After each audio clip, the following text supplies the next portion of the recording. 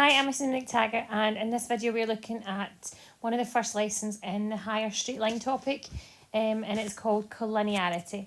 To explain what the word collinearity or collinear mean, if any 3 points are on the same line, then they are said to be collinear. So you've already know that obviously lines can be parallel if they're on the same direction and always the same distance apart. Collinear is when 3 points are all on the same line, like that.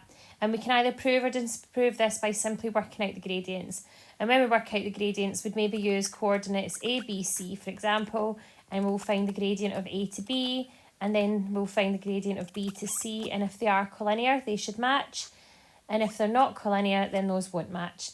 You could alternatively also find the gradient of A to C, of A to B and A to C, as long as they have a point in common. I generally quite often use the middle one as my common point though. So let's have a look at some examples.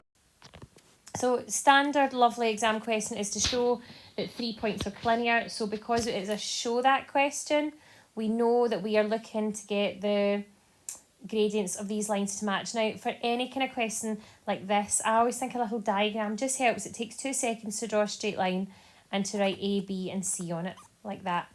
Now this comes up again, collinearity, it's hard to say sometimes, when you're doing vectors, which will be a topic probably you see a bit later on, a continuation of National 5 vectors. So our method here is we're going to find the gradient of A to B, and then we are going to find the gradient of B to C, and because we know they're collinear, these gradients should match, and if they don't match, then I've done something wrong with my numbers. So gradient A to B will be y2 minus y1. So we're going to have 4 minus minus 2, which is 4 plus 2.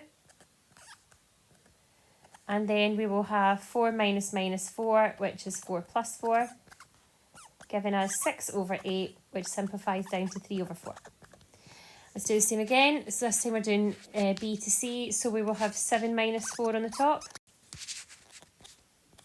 and 8 minus 4 on the bottom, which goes straight away into our 3 over 4. And then to conclude the question, we've shown that they have the same gradient at the moment. That just might mean that they're parallel.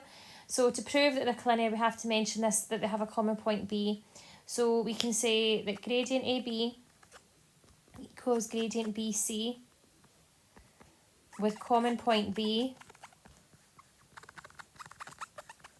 Therefore, now the shortcut for therefore is a little triangle of dots. Therefore, A, B and C are collinear.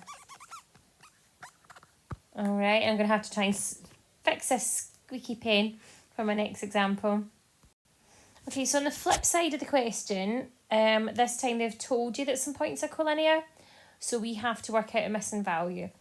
So because they're collinear, again, I like that little diagram, so we're going to be using F to G to H, just in alphabetical order.